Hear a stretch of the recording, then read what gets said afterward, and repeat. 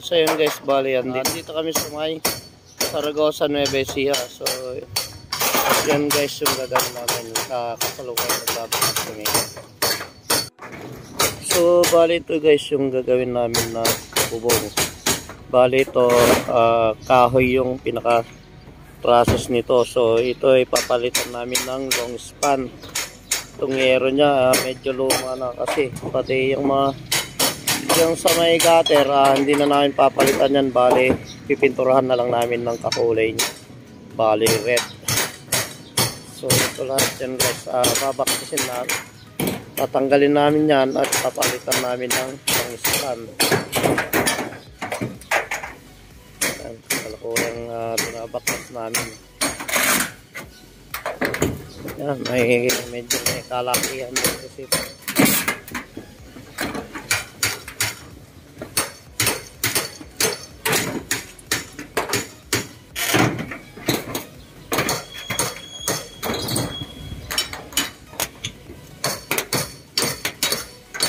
bale ang pamaran gagawin namin dito step by step.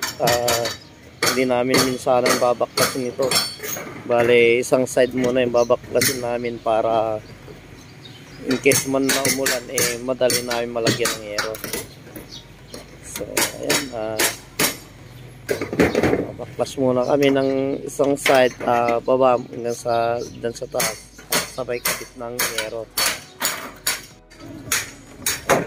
Bale yan guys, bale nakabaklas na kami ng mga ilang piraso ng yero. Ayan medyo okay pa yung mga kahoy niya, maganda pa. So bale ito guys, papahiran namin ng solid load.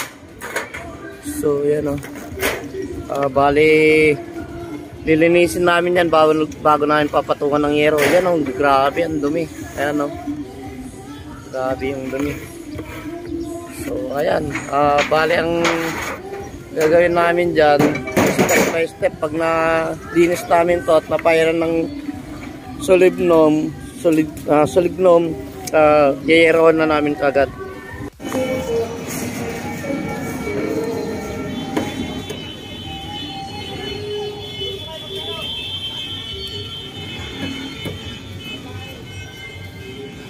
Grabe yung dumi guys.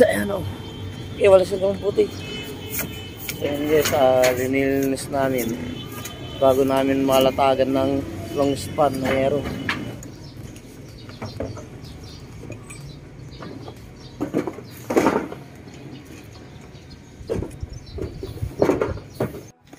So yan guys, bali maglalatag na kami ng yero para mahirap na baka biglang umulan. Ayan iskulahin lang natin sa harap. Ayan. So ayan, tuloy-tuloy na. So yung bali guys, bali natapos na rin namin. Bali yan yung mga gutter nga, pinaglalagay na namin yung mga bracket na, mga pabitbit. So yan, pati yan sa loob naka-plasing guys.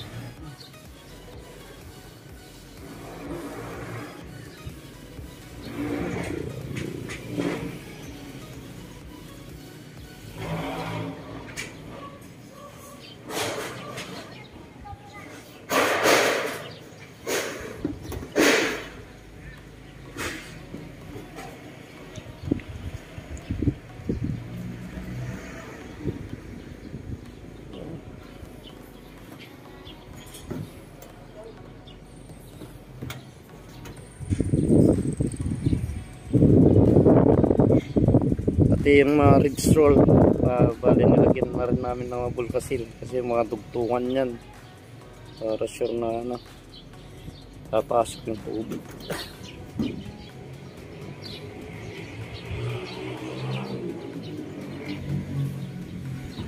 Bale, ang gagawin namin, yung mga flashing na yun guys, bale, pipinturahan pa namin yan ng mga red, kakulay nitong yero. Bale, pipinturahan pa namin yan, pati yung mga gutter. So, yun yung mga gagawin namin na susunod.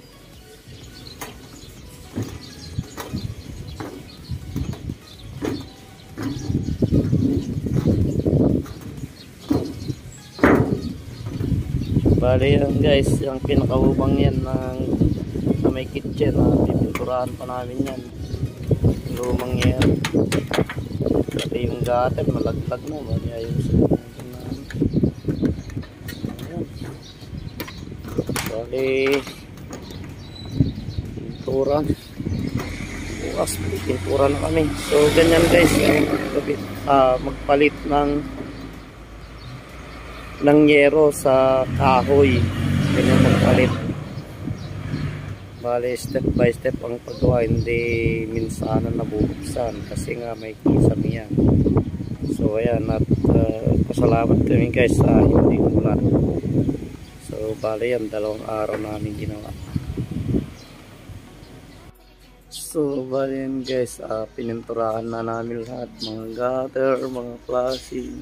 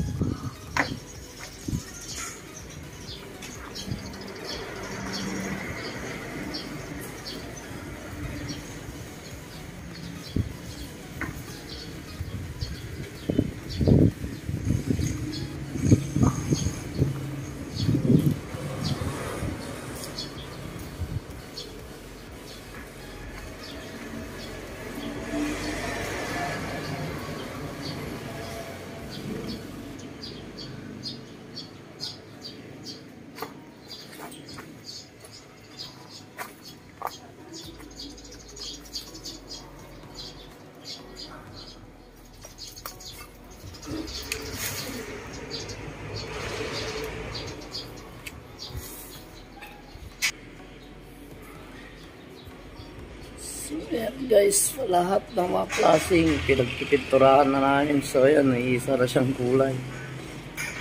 So yan, tapos na kami. Please subscribe.